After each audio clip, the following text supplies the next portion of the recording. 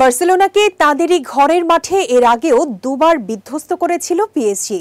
সেই দুবারই বার্সা হেরেছিল ৪-১ গোলের বড় ব্যবধানে। এবার শুরুতে এগিয়ে গিয়ে জয়ের আশা জাগালেও শেষ পর্যন্ত হারের হ্যাট্রিক মেনে নিতে হয়েছে স্বাগতিক স্প্যানিশদের। শেষ মুহূর্তের গোলে নাটকীয়ভাবে বার্সেলোনাকে হারিয়ে দিয়েছে উয়েফা চ্যাম্পিয়ন্স লিগের বর্তমান চ্যাম্পিয়ন পিএসজি। বুধবার রাতে স্তাদিও অলিম্পিক লুইস কম্পানি স্টেডিয়ামে ম্যাচের শুরুতেই আক্রমণাত্মক খেলা শুরু করে বার্সেলোনা। ম্যাচের ১৯তম মিনিটে এগিয়ে যায় স্বাগতিকরা। ডি বক্সে রাশফোর্ডের ক্রস করা বল চমৎকারভাবে স্লাইড করে জালে পাঠান ফেরান তোরেস।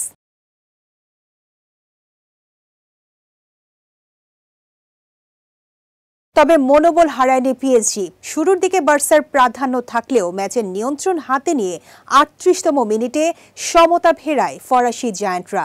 নুনো মেন্ডেসের দারুণ পাস পেয়ে বাঁ পায়ের শটে বল জালে জড়ান তরুণ ফরাসি তারকা সেনি মায়োলো। সমতাতে শেষ হয় প্রথমার্ধ।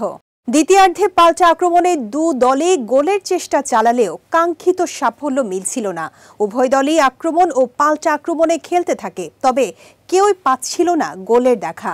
বর্তমান ও সাবেক দুই চ্যাম্পিয়নের তুমুল লড়াই, কেউ জিতবে না।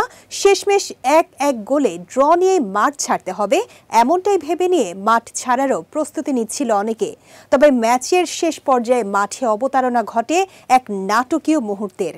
একের পর এক আক্রমণে বার্সেলোনাকে চেপে ধরা পিএসজি এগিয়ে যায় ৯০তম মিনিটে। আশরাফ হাকিমের ক্রসে ক্লিনিক্যাল ফিনিশে জালে বল জড়িয়ে ফরাসি ক্লাবটিকে জয় এনে দেন বদলি হিসেবে মাঠে নামা পর্তুগিজ তারকা গনসালো রামোস।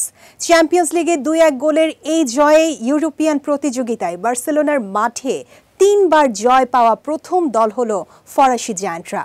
এই জয়ে ৩৬ দল নিয়ে আয়োজিত প্রতিযোগিতার পয়েন্ট তালিকায় ৩-এ উঠে এসেছে পিএসজি। তাদের উপরে আছে বায়ার্ন মিউনিক ও রিয়াল মাদ্রিদ। অন্যদিকে প্রথম হারে ১৬ নম্বরে নেমে গেছে কাতালানরা।